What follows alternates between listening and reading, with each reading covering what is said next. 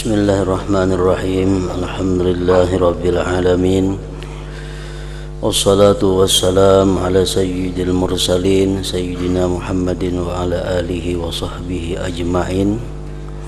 Qala al-musannif rahimahullah wa nafa'ana bi ulumihi fid dharain amin. Dan janganlah engkau panjangkan angan-anganmu.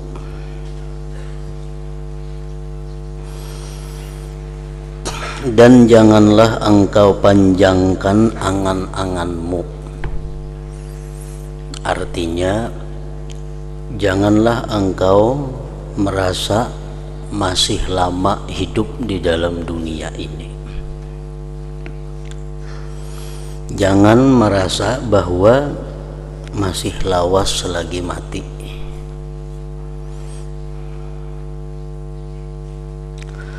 Nanti engkau akan merasa malas daripada berbuat ibadat.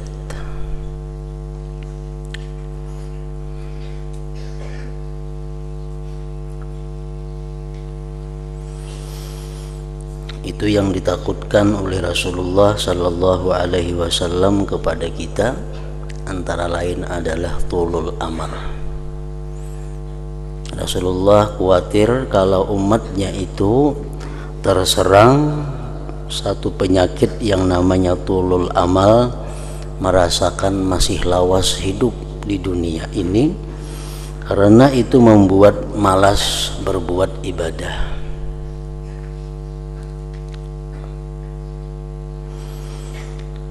Bahkan seringkali diungkapkan oleh para salaf, wa'mal li akhiratika ka'annaka tamutu ghadan. Beramallah engkau untuk akhirat engkau seolah-olah engkau mati besok hari.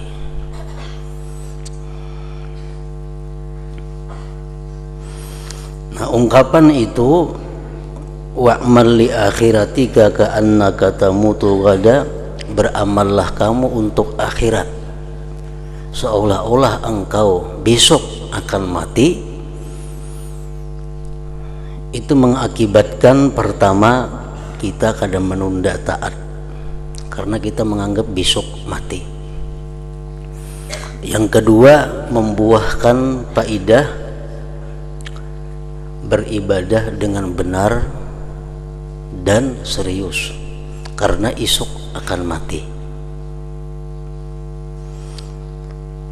Apabila kita beranggapan bahwa kita mati masih 2-3 tahun lagi atau bahkan 10 tahun lagi, itu penyakitnya timbul, kita malas beribadah, dan beribadah pun kalau beribadah akan lalai, beribadah pun akan lupa hati kepada Allah.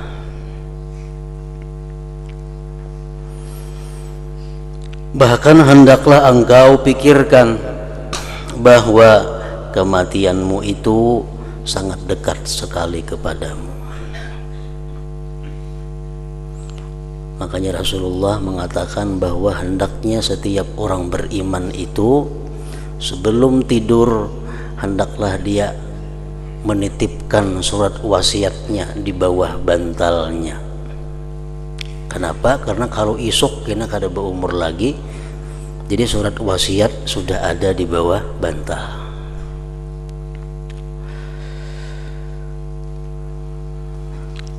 Dan katakan di dalam hatimu bahwa besok atau jam-jam berikutnya kita akan diambil oleh Allah Subhanahu wa ta'ala. Nah, panjang angan-angan termasuk sifat yang tercela di dalam hati manusia. Imam Ghazali rahimahullah dalam beberapa kitab beliau menerangkan tentang macam-macam orang yang panjang angan-angan itu. Ujar Sidin, wa minhum man ya'mulul baqa wa yashtahi abada. Ada manusia itu yang merasakan bahwa hidupnya masih lama dan dia ingin yang demikian itu. Mungkin aku mati lagi 70 tahun hanyar mati. Mungkin aku 50 tahun lagi hanyar mati. Nah, ada sebagian orang yang beranggapan, berpikiran macam itu. Mungkin aku nanti 30 tahun lah asa kada mati lagi. Nah, itu paling berbahaya, paling buruk di antara sifat panjang angan-angan. Yang terbaik sedikit, wa minhum man ya'mulul baqa ilal haram. Ada orang yang merasakan hidupnya ini sampai tua. Ya, aku paling-paling lagi 2-30 tahun berumur. Karena umur sekarang sudah 30, paling-paling 33 macam Nabi mati ya. Nah, ini terbaik pada yang pertama tadi. Yang pertama tadi menghitung kayak umur Nabi Nuh 1000 tahun hanya mati. Nah, ini mungkin aja aku 1000 tahun juga. Nah, yang kedua kadang macam itu terbaik sedikit. Ya, paling-paling kalau aku ini mati kayak umur Nabi kalau 63. Sekarang umur sudah 40. Yang terbaik lagi, wa minhum man ya'mulul baqa ila sana. Ada orang yang merasakan hidupnya paling lawas setahun lagi. Nah, ini terbaik. Sebagian mereka ada yang merasakan hidupnya lagi paling setahun. Nah, tandanya orang yang merasakan hidupnya itu paling setahun lagi, tandanya apa? Inya kada mau berhutang, mun anggaran hutang tu limpua setahun. Inya kada mau mengeridit 3 tahun hanya punah. Inya kada mau mengeridit nukar tanah atau nukar kendaraan yang 3 tahun hanya lunas, kada mau. Karenanya beranggapan paling-paling ku setahun lagi mati. Itu nang bujur-bujur ngarannya. Jadi bila limpua setahun, nya kada mau urusan dunia itu. Karena anggapannya paling-paling setahun lagi aku berumur. Nah, itu lebih baik. Wa minhum man ya'mulul baqa fil musim. Ada orang yang beranggapan lagi hidup paling-paling semusim. Kan musim itu ada musim panas, ada musim dingin. Artinya sekitar 6 bulanan lagi. Paling-paling aku berumur 6 bulan. Masa kada lebih pada itu. Nah, sekarang musim dingin, amun sampai aku nemui musim panas. Nah, wa minhum man yarji'u man ya'mulul baqa ila yaumin wa lailah. Ada lagi orang yang merasakan hidupnya ini paling-paling lagi berumur sehari ini. Aku mau tentu kena kamarian berumur sampai kena kamarian, amun tentu sampai subuh kena berumur. Lebih baik lagi manusia seperti itu. Wa minhum man ya'mulul baqa ila sa'ah. Yang lebih baik lagi, ada yang beranggapan bahwa dia hidup tuh paling-paling 1 jam lagi. Sekarang jam 7, jam 6, jam 7 pun berumur lagi.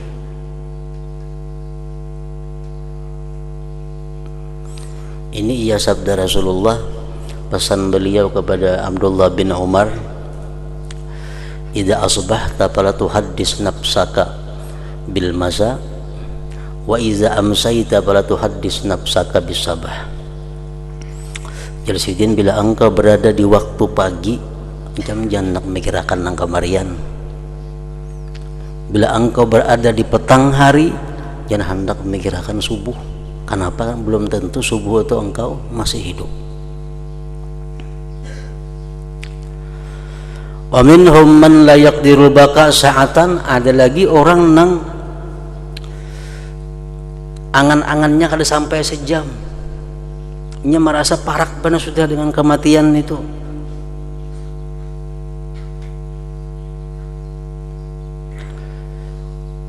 Rasulullah pernah sidin sakit, lalu sidin bertayamum, padahal banyu ada di dapur.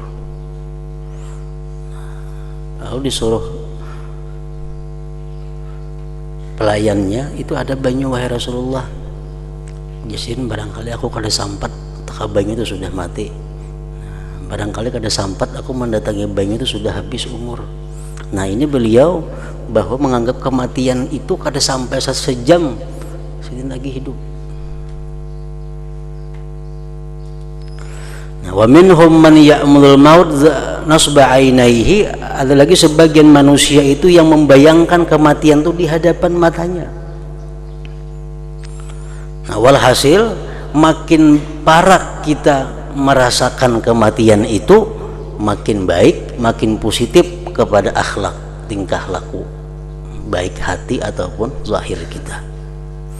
Ujar Nabi kita mengatakan supaya bisa sembahyang itu khusyuk, supaya bisa sembahyang lebih serius, salli salata muwaddi'in, sembahyanglah kamu sebagaimana sembahyangnya orang yang mengucapkan selamat tinggal.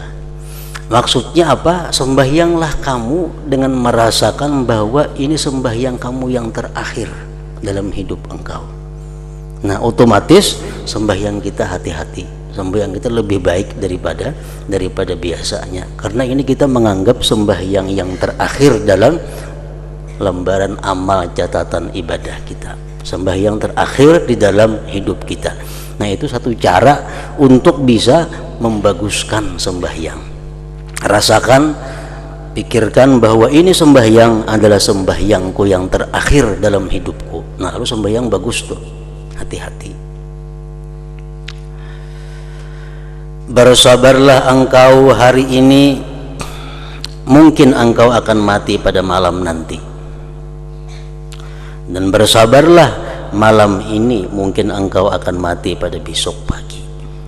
Karena mati tidak datang pada masa yang tertentu dan dalam keadaan yang tertentu ataupun pada umur yang tertentu.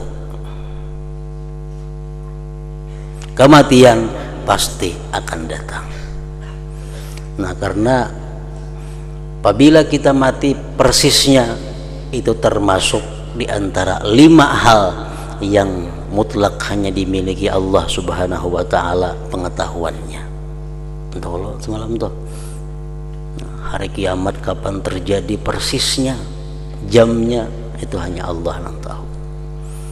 Hujan besok di mana, jam berapa mulainya, jam berapa ampihnya, berapa kubik keluar banyunya, hanya Allah yang tahu.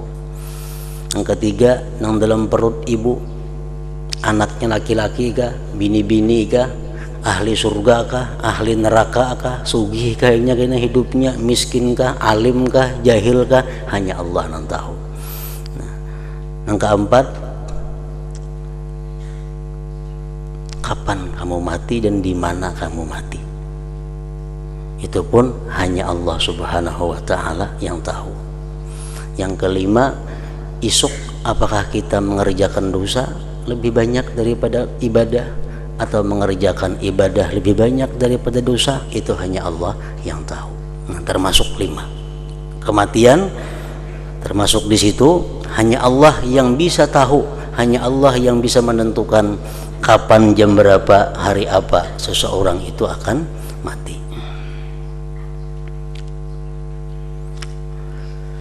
Kematian pasti akan datang. Oleh itu bersiap-siap untuk menghadapinya adalah satu kepastian pula. Dan bersiap-siap untuk menghadapinya adalah lebih utama daripada bersiap-siap untuk mendapatkan kebahagiaan dunia. Kebahagiaan dunia kita belum tentu mendapatkan, belum tentu. Sedangkan menghadapi kematian itu pasti.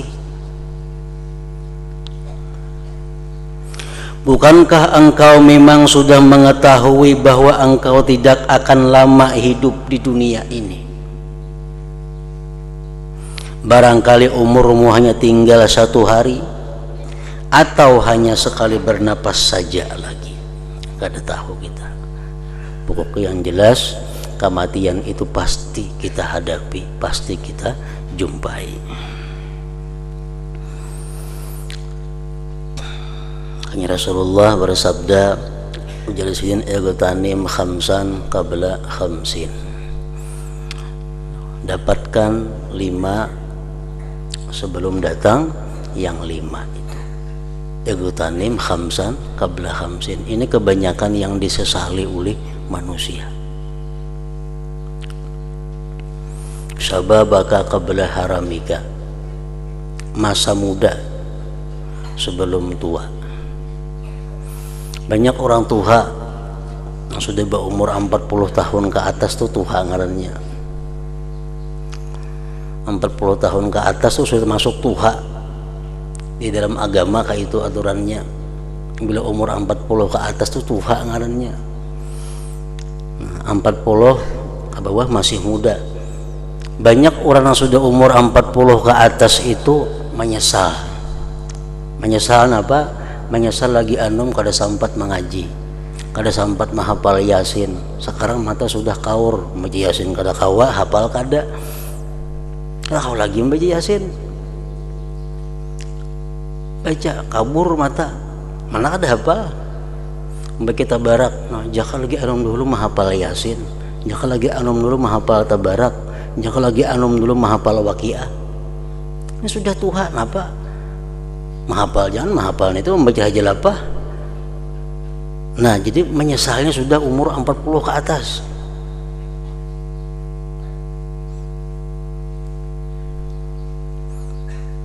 Syababaka qabla haram. Padahal Nabi sudah mengingatkan. Nabi sudah jauh-jauh hari memberikan peringatan kepada kita, dapatkan masa muda itu, karena masa muda kada akan terulang sepanjang masa. Mau terbulik masa muda kada mau terbulik. Wasihhataka qabla sukmik, masa sihat sebelum masa garing. Lagi sihat kada hendak beribadah, lagi sihat kada hendak menuntut ilmu, lagi sihat kada hendak tahajud di tengah malam. Sudah garing lo hendak kawal lagi, kada kawal lagi.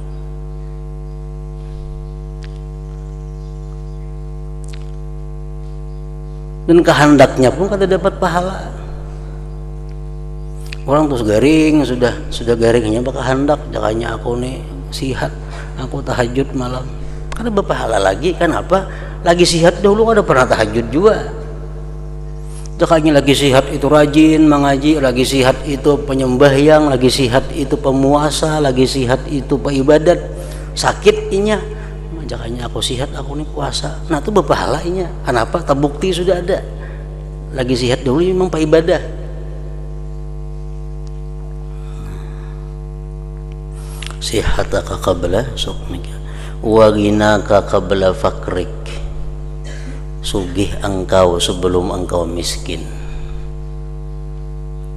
Lagi sugih, gunakan harta membangun masjid, membangun pesantren, memberi makan orang, memberi makan anak yatim, membantu orang miskin.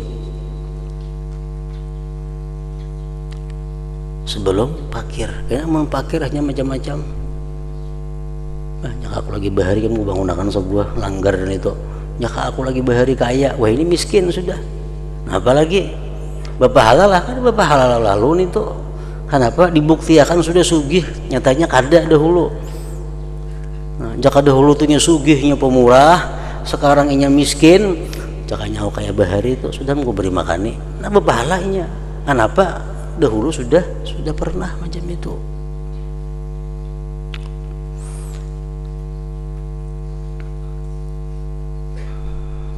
Wa faragaka qabla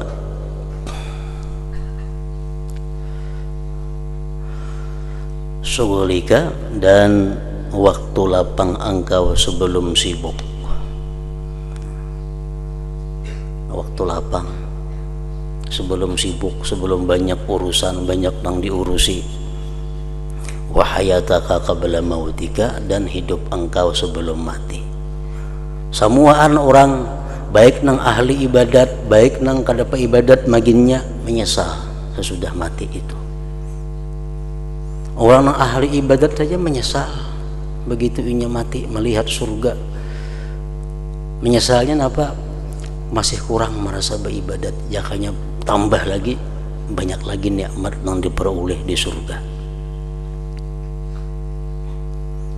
Memitak-mitak surga itu amal ibadah. Makin banyak amal ibadah, makin banyak fasilitas surga yang didapat.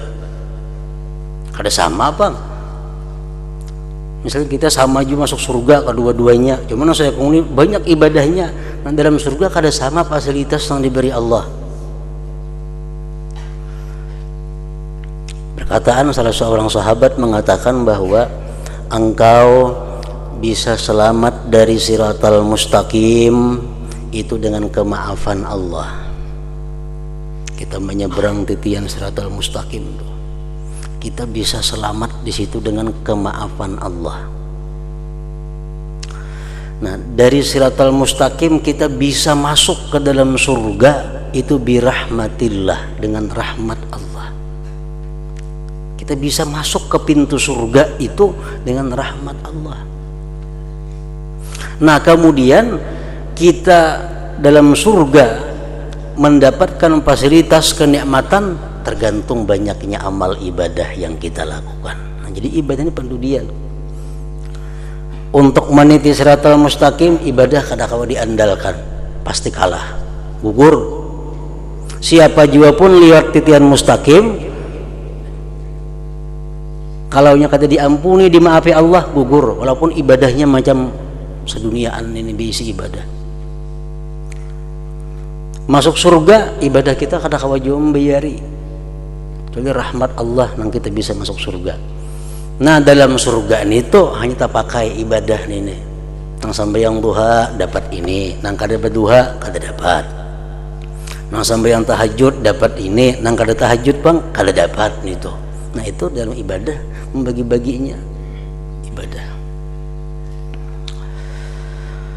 Nah, begitulah hendaknya engkau menasihati dirimu setiap hari, karena jikalau engkau tidak mengandaikan mati itu dekat kepadamu, bahkan engkau mentakdirkan bahwa mungkin engkau akan hidup 50 tahun lagi, kemudian lalu engkau mau menyuruh dirimu berbuat taat, sudah pasti dirimu tidak akan patuh kepadamu, dan pasti ia akan menolak nasihatmu dan merasa berat untuk mengerjakan ketaatan.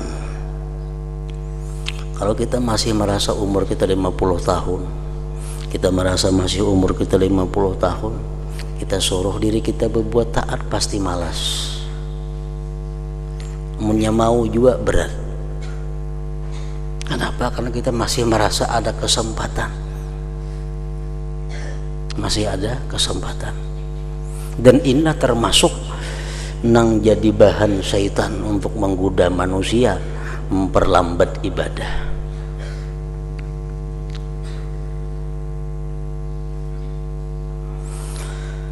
Maka paksakanlah dirimu untuk mengerjakan ketaatan, niscaya engkau akan bergembira ketika engkau mati nanti dengan kegembiraan yang tidak ada kesudahannya.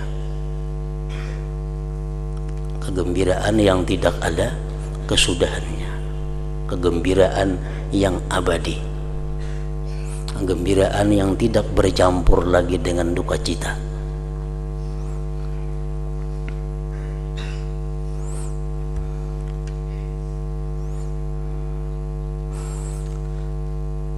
Rasulullah SAW bersabda, ujar Nabi, akullukum yuhibbu ayyadkhulal jannah, adakah kalian kepingin masuk surga?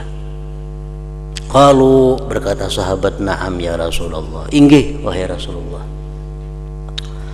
Lalu ujar Nabi, qasiru minal amal wasabbitu ajalakum baina ainaikum baina absarikum wastahyu minallah haqqal haya. Hendak masuk surga 3, jangan merasa hidup lama lagi dalam dunia. Qasiru a'malakum, qasiru minal amal, pindikan angan-anganmu, ya Nabi. Yang kedua, tetapkan ajal kamu itu di depan mata kamu. Yang ketiga, malulah kamu daripada Allah sebenar-benar malu. Nah itu ya Nabi kalau hendak ke surga, kalau hendak ke surga.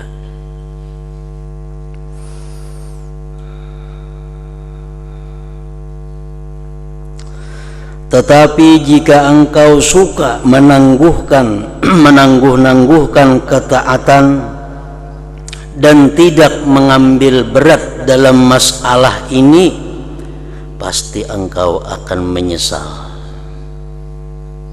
Pasti engkau akan menyesal.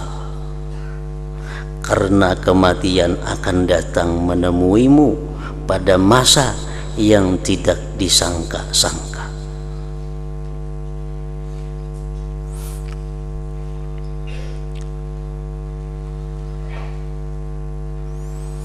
Keadaan kita yang paling baik adalah keadaan di mana kita hakun mati. Kita nak mengetahui diri kita. Diri kita ini baikkah kadakkah? Diri kita ini burukkah? Diri kita ini jahatkah? Diri kita ini baikkah? Takuni hati. Kamakunlah mati wah ini. Bila hakun berarti baik. Bila kaina aja berarti kada baik.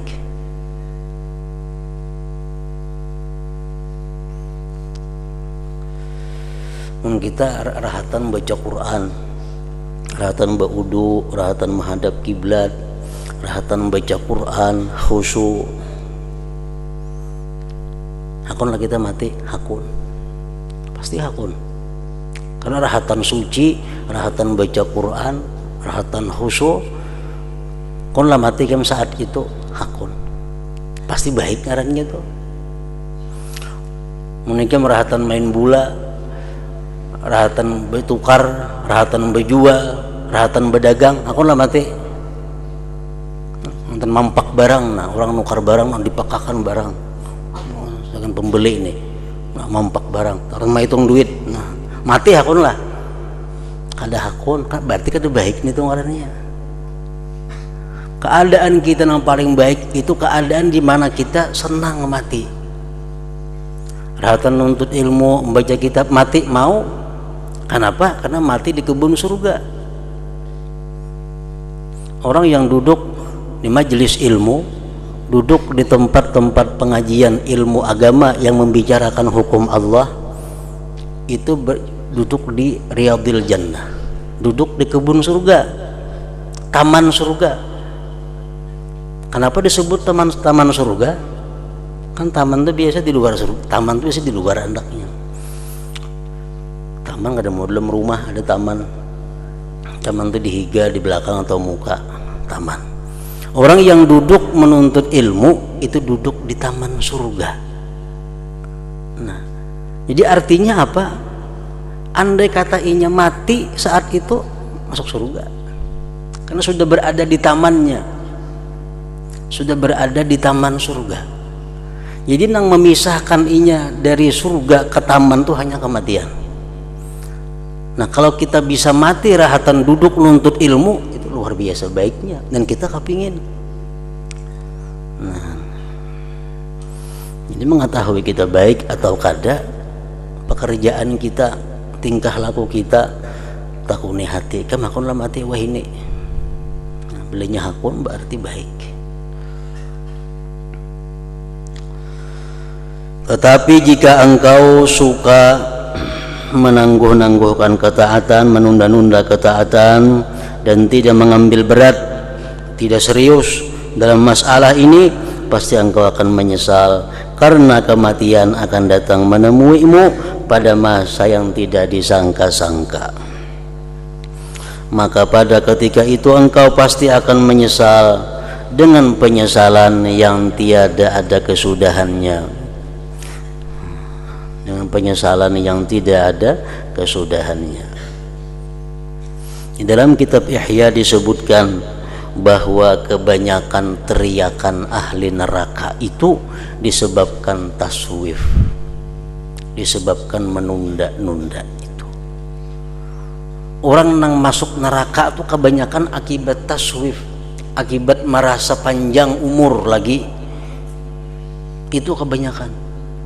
Aktsaru siyahi ahli nar min taswifin. Kebanyakan teriakan orang-orang masuk neraka itu akibat mereka merasa panjang lagi umur, sekalinya mendadak mati. Kada sempat lagi tobat, kada sempat lagi membulikan harta orang yang dizalimi, kada sempat lagi minta ampun kepada orang yang dianiaya, mati. Kada sempat lagi mengqada-qadaan yang banyak, mati. Itu yang menyebabkan banyaknya teriakan-teriakan dalam neraka. Nah, karena taswif, menunda-nunda itu pasti menyesal dengan penyesalan yang tiada ada kesudahannya.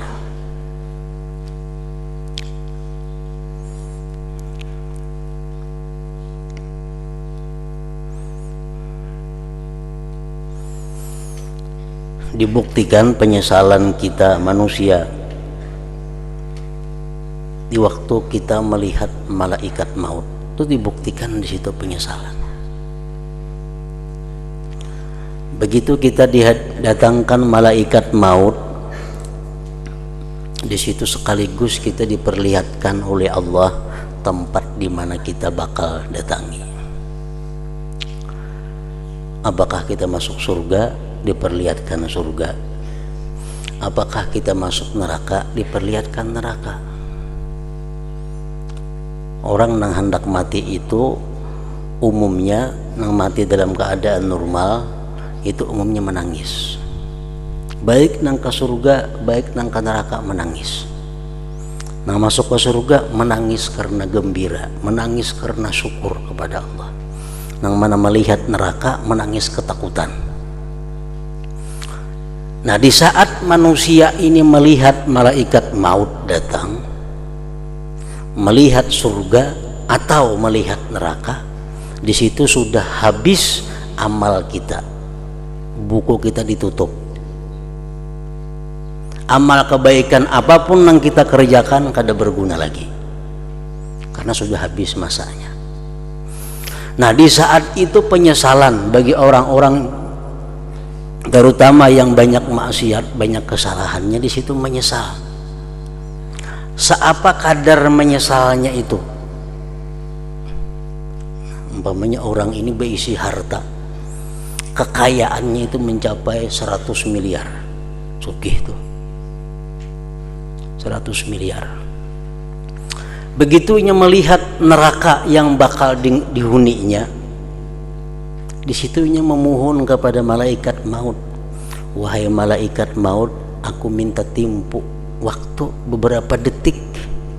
Untuk napa ya malaikat maut?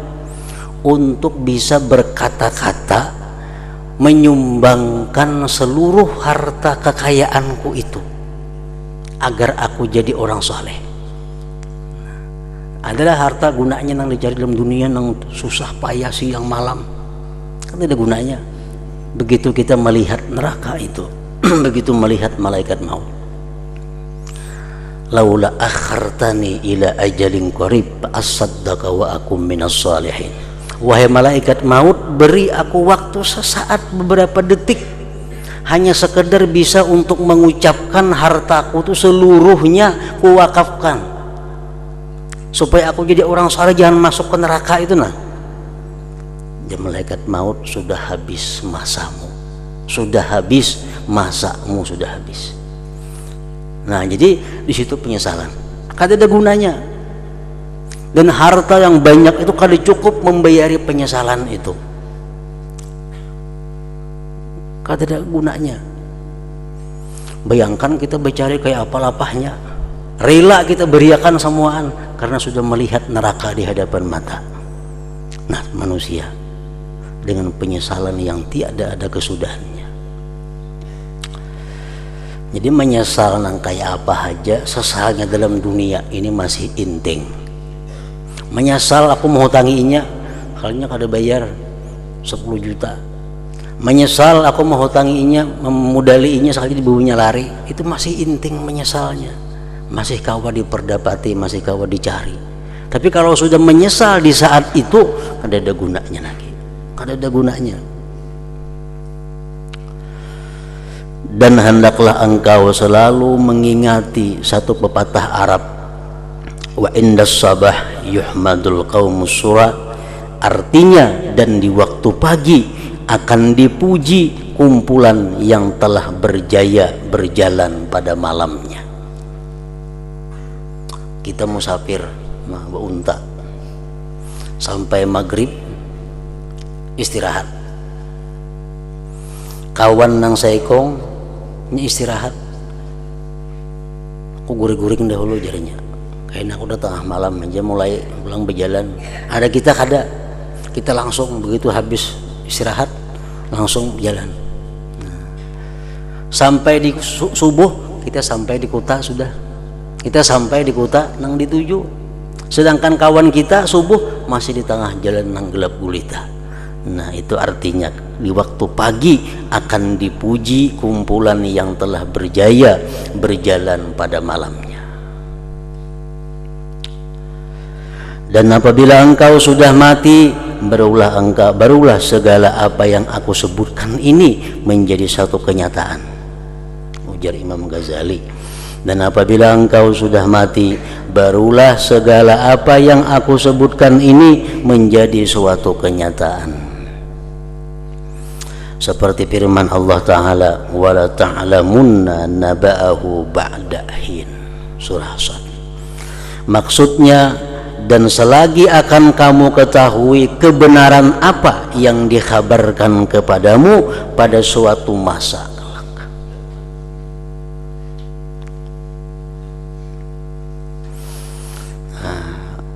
Rasulullah seringkali beliau mengucapkan doa, Allahumma inni a'udzubika min dunya tamna'u akhirah, tamna'u khairal akhirah.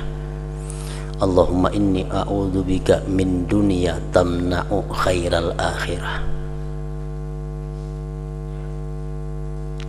Allahumma inni a'udzubika min dunya tamna'u khairal akhirah wa min hayatin tamna'u khairal mamat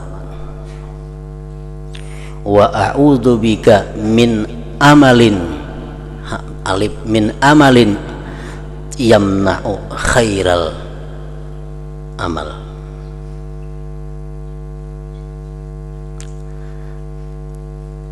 Wa a'udzubika min amalin yamna'u khairal amal. Aku berlindung dengan engkau ya Allah daripada dunia, harta dan sebagainya yang mencegah akan kebaikan akhirat, yang mencegah akan kebaikan akhirat. Dan aku berlindung dengan engkau dari kehidupan yang mencegah akan baiknya kematian. Dan aku berlindung dengan engkau dari angan-angan yang mencegah berbuat baik, dari angan-angan yang mencegah berbuat yang baik, beribadah artinya. Nah, setelah kami selesai menyebutkan susunan wiridmu ini, maka akan kami sebutkan pula kaifiat cara untuk engkau sembahyang. Kayak apa sembahyang yang bagus caranya, dan puasa serta adab-adab keduanya, dan juga adab-adab sembahyang berjamaah dan adab-adab sembahyang Jumat. Nah, yang ke-11 adab-adab mengerjakan sembahyang.